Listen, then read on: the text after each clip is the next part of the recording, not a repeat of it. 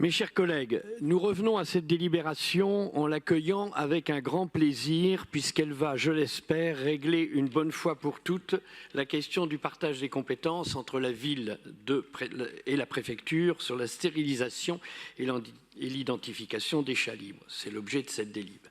Maintenant que cet éternel débat semble tranché par cette convention, il convient de continuer à traiter le problème et ce de façon efficace en initiant les bonnes actions et en y mettant les moyens.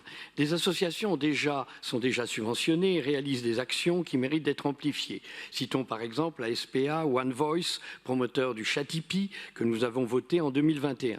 Toutes ces structures spécialisées nous alertent depuis longtemps sur ce problème potentiellement important dans l'espace public, l'accroissement des populations de chats errants.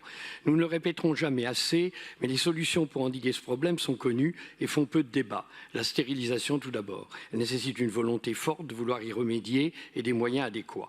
Ces opérations de stérilisation sont donc nécessaires. Et pour les mettre en place, nous devons intégrer le financement de la capture, de la stérilisation, des soins, des mises à l'abri et la mise à disposition de locaux pour cet accueil. Ce n'est pas rien. De plus, les interventions vétérinaires et les convalescences méritent un certain suivi et là aussi des moyens d'accueil. Afin de mieux réaliser ces actions, il convient aussi de recenser la population de chats libres sur l'espace public afin d'avoir un état des lieux réel et évolutif selon les situations de ceux-ci. Il serait tout aussi intéressant de les dénombrer dans certains lieux hors du domaine public de la ville où ils se rassemblent.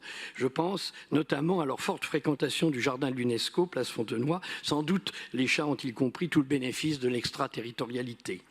Nous serons donc très attentifs à la suite que vous donnerez à cette question avec la préfecture de police, notamment par la question des moyens humains, financiers et techniques qui seront mis à vos dispositions pour ces actions et leur pérennité. Je vous remercie.